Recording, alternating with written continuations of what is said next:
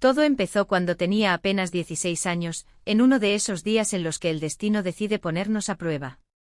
Mi siempre muy activa madre se torció la muñeca 2 días antes del Día de Acción de Gracias mientras empacaba la casa para la celebración. Sentada en el sillón con una sonrisa adormilada como quien acaba de tomar un analgésico fuerte, declaró con calma: «No te preocupes, me recuperaré». Y era cierto que ya llevaba algunos años ayudándome en la cocina, pelando patatas, poniendo la mesa, pero eso no se comparaba con el desafío de preparar un festín para 23 personas sin previo aviso, sin recetas, sin orientación alguna. Aún así, lo hice. Me quedé despierto hasta las 3 de la mañana, lloré sobre las formas quemadas y serví comida que, si no era una obra maestra culinaria, al menos era comestible. Y contra todas las expectativas, funcionó. Los invitados se llenaron de elogios. «Qué suerte tener una hija con tanto talento», le dijeron a mi madre, quien brillaba como si me hubiera entrenado personalmente durante años. Mi padre, siempre práctico, se limitó a añadir: «El año que viene ella misma se encargará de todo. Al fin y al cabo, tiene un don para ello». Y así nació una tradición que nunca pedí. En ese momento, a pesar del cansancio y el nerviosismo extremos que me hicieron desperdiciar todas las vacaciones corriendo entre las sartenes y la estufa, los elogios me calentaron el corazón. Ser útil era reconfortante. Ser necesitado se sentía como una forma de afecto. Eso fue hace 18 años. Desde entonces, cada Día de Acción de Gracias se ha convertido en una especie de frase: yo, el chef oficial de una familia en crecimiento. El número de invitados saltó de 23 a más de 30. Los primos se casaron, tuvieron hijos y la lista de solicitudes especiales no hizo más que crecer. Pero mi papel seguía siendo el mismo: preparar, solo, una cena en un restaurante mientras todos disfrutaban de la fiesta. El Día de Acción de Gracias de Sara se convirtió en una marca registrada. Los familiares se deleitaron con el relleno legendario de Sara y la salsa perfecta de Sara. Hicieron pedidos de sus platos favoritos, exigieron ajustes en la dieta, trajeron amigos que habían oído hablar de esos platos increíbles. La presión aumentaba cada año. Sin embargo, nadie ofreció ayuda real. «Habla si necesitas algo», dijeron. Pero todo lo que tenía que hacer era pedirle a alguien que cortara verduras o revolviera una salsa y todos desaparecían como por arte de magia. «No queremos estorbar», explicaron. «Lo haces tan bien que lo vamos a arruinar». La logística fue una pesadilla. Comprar para 30 personas significaba múltiples viajes al supermercado con listas meticulosas. La preparación comenzó días antes: postres, guarniciones, horarios minuciosos para que todo cupiera en el horno y en los fogones. El gran día fueron 12 horas ininterrumpidas de cocina, sincronización y servicio. Mientras otros veían fútbol, jugaban con los niños o simplemente se relajaban, yo era un rehén en la cocina. Extrañaba las conversaciones, los chistes, los momentos familiares. Lavé los platos sola cuando todos ya estaban descansando. Aún peores fueron los consejos disfrazados de crítica. El pavó del año pasado estaba un poco seco. El relleno podría haber tenido menos sal. Las galletas de tía María estaban más suaves, pero las tuyas tampoco están mal. Me trataron como a un empleado, no como a parte de la familia, alguien que renunciaría a sus propias vacaciones por su comodidad. Cuando tenía poco más de 20 años, mi cuerpo no podía soportarlo más. Cocinar para 30 personas es un trabajo de nivel profesional. Me desplomaba en la cama por la noche exhausto, mientras otros recordaban el día maravilloso que habían tenido. Mis amigos me invitaron a celebrar con ellos. «No puedo», respondía siempre. «Tengo que cocinar para mi familia». Se quedaron asombrados: ¿por qué no dividen la tarea? ¿Por qué no piden a todos que tomen un plato? Nunca había pensado en eso. En mi familia las cosas estaban claras: el Día de Acción de Gracias era mi responsabilidad. Si sugiriera cambios, los rostros se encogerían de horror. No sería lo mismo. «Lo haces mejor que nadie». Es una tradición. Una tradición que para ellos significó una cena perfecta sin esfuerzo. Para mí significó trabajar mientras todos los demás descansaban, y eso, aparentemente, era sagrado. La universidad me dio un respiro. Pude saltarme algunas vacaciones con la excusa de estudiar. Pero aún así, los familiares llamaron. Pidieron recetas, se quejaron de que sin Sara no sería lo mismo. Me sentí culpable como si estuviera traicionando a mi familia al elegir mi educación. Después de graduarse, no hubo más escapatoria. Regresé a la cocina, ahora con la expectativa de que la universidad me había hecho aún mejor. Mi carrera, mis sueños, mi bienestar, nada de eso importaba. Lo esencial era garantizarles unas vacaciones perfectas. El agotamiento llegó lentamente. Cada año pesaba más. Las demandas crecieron, el trato empeoró. Pasé de ser la hija querida a convertirme en una especie de catering bajo demanda. Peticiones especiales, dietas restrictivas, cambios de última hora. Hace 3 años, una prima tuvo un novio extremadamente exigente. Me entregó una lista de cosas que no comía, no toleraba o simplemente no le gustaban, como si fuera obvio que yo lo adaptaría todo. Cuando le sugerí que trajera su propia comida, ella se sorprendió: Sara, no seas difícil. Es acción de gracias. Consíguele algo que pueda comer. Hace 2 años, la esposa de mi hermano anunció que era celíaca y esperaba que yo preparara versiones sin gluten de cada plato. Cuando le expliqué que esto duplicaría mi trabajo, me acusó de no apoyar su salud. El año pasado fue la gota que colmó el vaso. Mi padre llegó con una lista de 32 invitados 3 días antes de la celebración. Van a venir algunas personas más de las previstas, dijo casualmente. Algunos traerán amigos. Te dije que no te importaba. Me quedé en la cocina, mirando ese papel, calculando mentalmente más ingredientes, más tiempo, más energía. Me importa, respondí en voz baja. ¿Cómo? Me importa. No puedo prepararme para 32 personas en 3 días. Me miró sinceramente sorprendido. Sara, siempre te las arreglaste. ¿Qué cambió? ¿Qué cambió? Yo tenía 34 años. Había pasado 18 días de acción de gracias trabajando mientras otros celebraban. Lo que cambió fue que nunca tuve unas vacaciones tranquilas. Lo que cambió fue que estaba exhausto de que me trataran como un recurso desechable. Necesito ayuda, declaré. De verdadera ayuda. No solo en palabras, sino en acciones. Ah, ya sabes cómo es, respondió. Cada uno tiene sus propias tradiciones, su propia manera de hacer las cosas. Es más fácil si te ocupas de todo. ¿Más fácil para quién? Yo pregunté. Definitivamente no es para mí. Ese día de acción de gracias fue un desastre. Estaba nerviosa, agotada, irritada, exhausta. La comida salió bien, pero pasé todo el día al borde de un ataque de nervios. Lloré escondiéndome en el baño mientras el pavo descansaba. Serví la cena con los ojos hinchados y una sonrisa forzada. Luego me encerré en la habitación. Algunos familiares notaron mi humor explosivo. Llegaron a la conclusión de que estaba demasiado nervioso por la comida. La solución para ellos no fue aligerar mi carga, sino que yo aprendiera a lidiar mejor con el estrés. En enero comencé la terapia. Necesitaba entender por qué me sentía tan enojado, tan atrapado en una trampa que parecía haberme aceptado a mí mismo. Mi terapeuta hizo preguntas que revelaron verdades dolorosas. ¿Te gusta cocinar para la familia? Me gustaría, respondí. Antes era una ayuda ocasional, un gesto de cariño. Ahora es una obligación de la que no puedo escapar. ¿Qué pasaría si dijeras que no? Estarían decepcionados, enojados, probablemente cambiarían de opinión. Las vacaciones se arruinarían y sería culpa mía. ¿Y si las vacaciones realmente se arruinaran? ¿Qué pasaría? Tendrían que arreglárselas. Lo harían. La vida continuaría. ¿Qué es lo que realmente quieres para el Día de Acción de Gracias? Quiero descansar. Quiero disfrutar de mi familia, no trabajar para ellos. A veces quiero ser un invitado en mi propia vida. La terapia me ayudó a ver que estaba atrapada en un ciclo de complacer a los demás que, con el tiempo, se convirtió en explotación. Mi familia se había acostumbrado a mis sacrificios, tan acostumbrada que los trataban no como un gesto de generosidad sino como una obligación. Aprendimos juntos en las sesiones a poner límites. Lidiar con la culpa que surgía cada vez que pensaba en decir no. Aprendí a distinguir entre ayudar y ser utilizado bajo la apariencia de tradición. Desarrollé estrategias. ¿Cómo puedo preservar las relaciones sin destruirme en el proceso?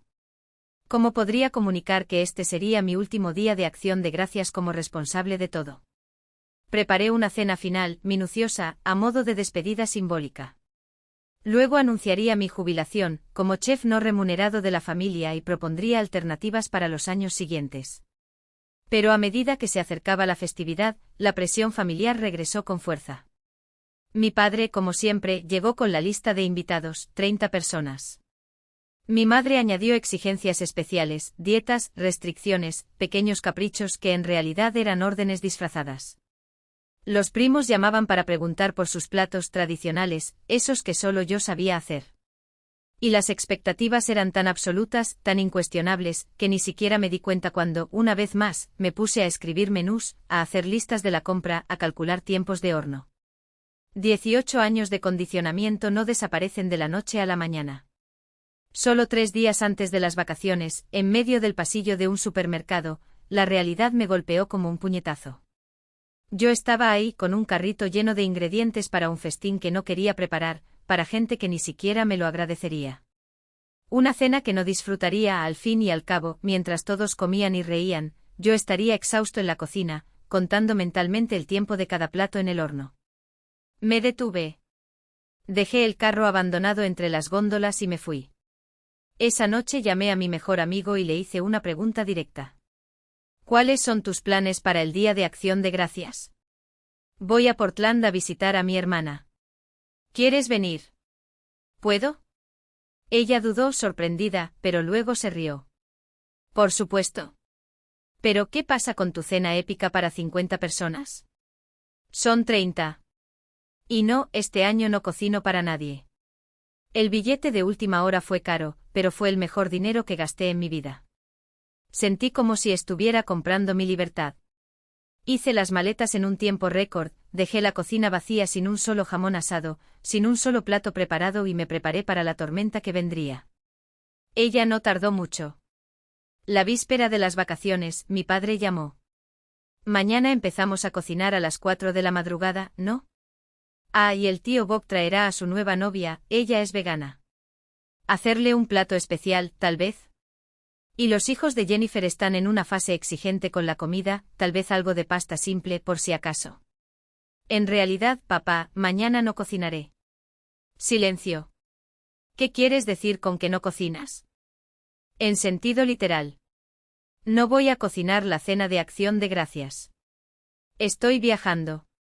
Su tono cambió instantáneamente. Sara, eso no tiene gracia. Hay 30 personas contando contigo. Entonces 30 personas tendrán que buscar otro plan. Pasó por todas las fases: ira, ¿cómo puedes ser tan egoísta? Culpa, ¿no piensas en tu familia? Desesperación, ¿qué vamos a hacer ahora? Me mantuve firme tal como me había enseñado el terapeuta. Puedes contratar un buffet. Puedes tener una comida compartida donde todos traigan algo. Pueden ir a un restaurante. Puedes pedirle a otra persona que sea el anfitrión de la cena. Familias enteras en Estados Unidos celebran sin que una sola persona lo haga todo por sí misma. Pero lo haces también. Todos cuentan contigo. Todo el mundo espera que sacrifique mis vacaciones por su conveniencia. Eso no es justo. Y terminé. Colgué antes de que pudiera responder. Entonces el teléfono explotó, llamadas perdidas, mensajes de voz angustiados, primos indignados repitiendo lo que mi padre había dicho. Apagué todo.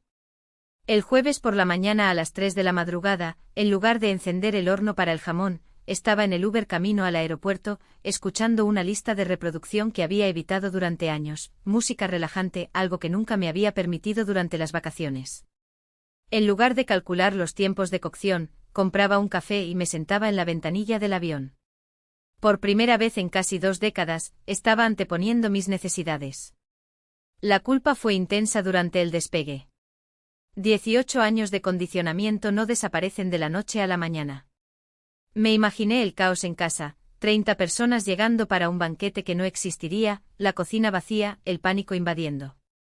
Una parte de mí quería volver, arreglar todo, asumir la culpa solo para ver las caras de alivio. Pero había otra parte más grande, más adulta, más mía, que, por primera vez en años, respiraba libremente. Portland era un refugio. Mi hermana y mi amiga organizaron una pequeña cena, solo 8 personas, donde todos trajeron algo. Contribuí con una botella de vino y luego ayudé a lavar los platos. Jugamos juegos de mesa, caminamos tranquilamente, disfrutamos de la compañía de los demás. No había mesa abundante preparada por una sola persona, ni el peso invisible de las expectativas. Fue el día de acción de gracias más tranquilo que he tenido desde que tenía 15 años. Cuando encendí el teléfono el viernes, había 47 mensajes. Enojo. Culpa. Manipulación disfrazada de preocupación. El escenario era predecible, la familia se había reunido como de costumbre, pero, al darse cuenta de que no había cena ni anfitriona, se apoderó del pánico. Algunos salieron corriendo a buscar restaurantes abiertos, casi todos cerrados. Otros hurgaron en la despensa de mis padres. Alguien corrió al mercado a comprar platos preparados. Al final, la mesa era un mosaico: jamón congelado, puré instantáneo, verduras enlatadas y pasteles comprados en oferta. Los mensajes variaron. Fue un desastre. El peor día de acción de gracias de la historia. Lo arruinaste todo. ¿Cómo pudiste abandonarnos así, sin previo aviso? Egoísta. Solo piensa en ella misma. Pero entre los ataques, hubo púas de luz. De mi tío Marcos: nunca imaginé lo mucho que te esforzaste. Lamento que no te hayamos apreciado. De mi tía Elena: entiendo por qué necesitabas este tiempo. Deberíamos haberte ayudado todos estos años. Incluso de mi madre, entre lágrimas y orgullo herido: tu padre y yo estamos heridos, pero la verdad es que estoy orgulloso de ti por finalmente ponerte a ti mismo en primer lugar. El mensaje más revelador vino de mi sobrina adolescente. Al final, fue divertido para nosotros trabajar juntos para preparar la comida. Parecía una misión imposible. Solo el tío Dave estuvo quejándose de las tostadas quemadas toda la noche. Ja ja ja. En las semanas siguientes, la dinámica familiar empezó a cambiar. Algunos familiares permanecieron resentidos y boicotearon cualquier interacción conmigo. No perdonaron el hecho de que había roto un sistema que los beneficiaba. Después de todo, para ellos, yo solo valía como el cocinero invisible de la familia. Pero otros empezaron a ver lo que me habían exigido durante años. Llegaron las disculpas, seguidas de invitaciones a reuniones más pequeñas, donde se dividieron las responsabilidades. Mis padres fueron los que tardaron más en aceptar. Se sintieron avergonzados por el escándalo delante de su gran familia y, en el fondo, me culparon por haberlos expuesto. Solo después de largas conversaciones, algunas dolorosas, otras liberadoras, pudieron ver la situación a través de mis ojos. Nunca te pedimos que cocinaras para todos, argumentó mi madre en uno de esos tensos intercambios. No era necesario que preguntaras, respondí. Esperaste. Y yo lo hice. Durante 17 años. Pero parecía que te gustó. Me gustaba sentirme útil. Sentirme necesitado. Pero no me gustaba renunciar a mis vacaciones, año tras año, mientras todos los demás descansaban. La parte más difícil fue aceptar que nunca se habían detenido a pensar en el costo que esto tendría para mí. En sus mentes yo simplemente cumplía mi papel natural, la hija cariñosa, la nieta devota, la tía soltera que obviamente no tenía nada mejor que hacer. Nadie cuestionó si fue justo. Porque era conveniente. Hoy, años después, hemos encontrado un nuevo equilibrio. El Día de Acción de Gracias en mi familia ya no es un espectáculo de una sola mujer. A veces alquilamos una casa en la playa y cada persona aporta una parte. Otras veces vamos a un restaurante.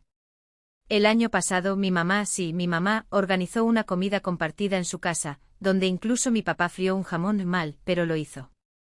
¿Y yo? Viajo cuando quiero. Cocino si quiero. Y por primera vez siento que pertenezco a mi propia vida, no como un invitado de último momento, sino como el protagonista que siempre debí haber sido. Este nuevo equilibrio transformó el Día de Acción de Gracias en algo mucho más hermoso que una mesa impecable. Ahora es una celebración colectiva. Cada uno trae lo que puede, algunos snacks preparados, otros guarniciones o postres. El anfitrión, que cambia cada año, es responsable del pavó y la logística. Las comidas ya no son tan lujosas ni tan perfectamente preparadas como las que solía preparar. Pero son infinitamente más sabrosos. Porque ahora todos participan. La gente empezó a valorar verdaderamente la comida real, entendiendo el trabajo que requiere. Los niños aprenden a ayudar, en lugar de simplemente esperar a que todo esté listo. Y lo más importante, volví a ser parte de la familia, no el cocinero. Ahora puedo sentarme con mis familiares, ver fútbol, jugar con los niños. Disfruto de las vacaciones que antes no eran más que una agotadora jornada de trabajo. Han pasado 3 años desde que todo cambió. Nuestras celebraciones se hicieron más pequeñas, pero mucho más calientes. Algunos familiares dejaron de aparecer y perdieron el interés cuando terminó el banquete gratuito y perfecto. ¿Pero los que se quedaron? Están aquí porque realmente quieren estar juntos. Hoy hablamos más de lo que comemos. Todavía cocino, sí, pero como partícipe, no como el jefe obligado a soportarlo todo solo. Solo preparo lo que me da placer. Y mientras la comida se calienta, yo estoy ahí, riéndome en la mesa, corriendo con los niños, siendo parte de mi propia fiesta. El viaje a Portland se convirtió en una tradición. Mi amigo y yo nos alternamos, un año voy y al siguiente exploramos juntos una nueva ciudad durante las vacaciones. Es mi recordatorio personal de que las vacaciones pueden ser una cuestión de alegría y descubrimiento, no solo de obligación y agotamiento. Mi familia finalmente entendió, mi presencia es una elección, no una deuda. Y así nuestro tiempo juntos se ha vuelto más valioso, basado en el deseo mutuo, no en sacrificios unilaterales. Mirando hacia atrás, me doy cuenta de que mi historia de rebelión nunca se trató de abandonar a la familia. Se trataba de salvarla. El antiguo sistema era injusto e insostenible. Al negarme a alimentarlo, obligué a todos a buscar una manera mejor. Quienes realmente me amaban supieron comprender, pedir disculpas, cambiar. Aquellos que solo valoraban mi trabajo mostraron sus verdaderas prioridades y simplemente desaparecieron. De esta manera descubrí quién era mi verdadera familia. Hoy, Día de Acción de Gracias, tengo mucho que agradecer. Para quienes me aman como persona, no como servicio. Por la seguridad de que puedo decir no incluso cuando es difícil. Por la libertad de celebrar en lugar de simplemente aguantar. Y sobre todo entendiendo que elegirme a mí mismo no es egoísmo, es necesidad. A veces el acto más amoroso que podemos hacer por nuestra familia es dejar de permitir que nos utilicen. Esto la obliga a crecer, a aprender a tener relaciones sanas, a construir una auténtica reciprocidad. Mi cocina ya no es una trinchera. El Día de Acción de Gracias ya no es sinónimo de pánico. Y eso para mí vale más que cualquier pavo perfecto o un pastel impecable.